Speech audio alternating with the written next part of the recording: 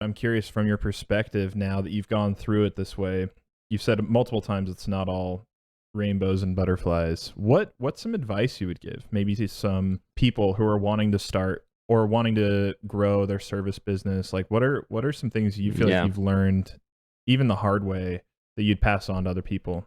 Yeah, I think here's probably the best piece of advice that I can give, and it's not anything that's going to, like, revolutionize anything, but it's what I've done with Design Joy, and I think it's the primary key to its success.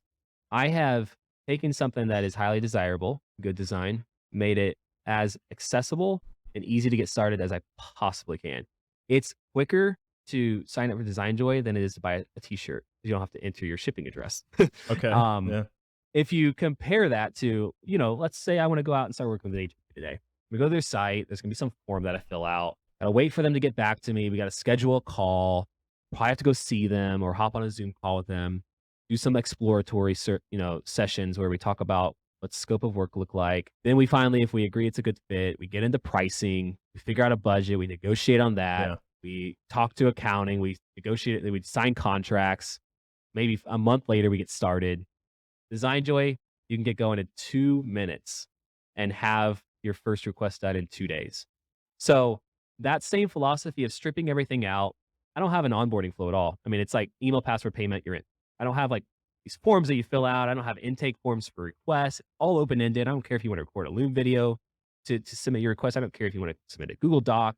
It's, like, as client-friendly as I could possibly make it and as easy to get started. And that same philosophy can be applied to any number of areas, like development or content creation or Mm. podcast editing, right? Like stripping it out and just making it accessible and so easy to get. Like I'm about to start helping my sister do like interior design, but like productized interior design service. Mm. Okay.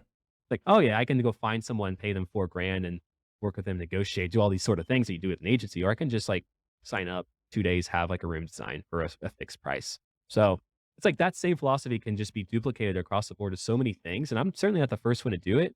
And I don't do it the best, but I've at least applied this idea of simplicity to everything that I do, not just from how I market my business and how I structured it to my interactions with clients. I Right. don't have any meetings. I don't have any communication really. It's just like, here's your request. Let's move on to the next one unless you have revisions. So just in every area, I've tried to simplify it, try to broke down all the barriers to get started and made it affordable. So that's, that's probably my best piece of advice on there. And just in regards to especially anyone wanting to start a service and maybe exploring the idea of like creating a productized service. Yeah. So I mean, I think that is it feels obvious when you say it that way, but it's really mhm. not. Like I think it's funny. I was just talking to Josh, he produces this show for me, and we were joking around about how like, man, if someone made a podcast agency where they made all the micro content for you, they did your transcript, they did all these things that are like a pain in the ass to do for every episode. Like there are so many people who would pay a lot for that. And Mhm. we both joked with like I don't personally want to run that business. That sounds like a slice of hell for me. I've done but but You're on from that, but yeah. but like but like hearing the way you set it up, it's like, man, minimal, communications with customers. Um, it's like you get a card and it's I don't know, it just feels like and like cutting down all the bullshit. Because truthfully, when you're talking about like a lot of agency models, you're spending time on All bullshit. phone calls, Yeah. like brainstorms, you're doing all these things and it just like bloats your time and the ultimately it bloats your money too because like you're wasting time on stuff that doesn't actually get you far, and I think what you're Yeah. suggesting is so smart. Yeah, because you know what the beauty of it is? Like, I'll have a client, they'll be like, "Okay, so what does it take to get to, like, a logo?" Right? Like, most are just used to the traditional model of like, "Okay, let's do comparative market analysis. Let's do all these exploratory work."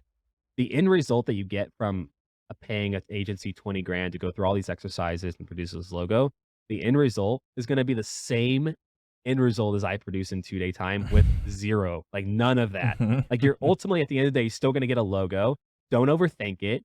They're purposefully running up hours on you. That's just the way agencies work Right. because if I'm hiring an agency for design, I'm probably paying for the developer too, even though I'm not utilizing it, right? Like I'm help Mm, funding their salary as well. This is how it works. right. Nothing wrong with it. But you compare that to like something like Design Joy. it's sort of a no brainer in my Yeah, opinion on which one to go with. So I fully agree. yeah.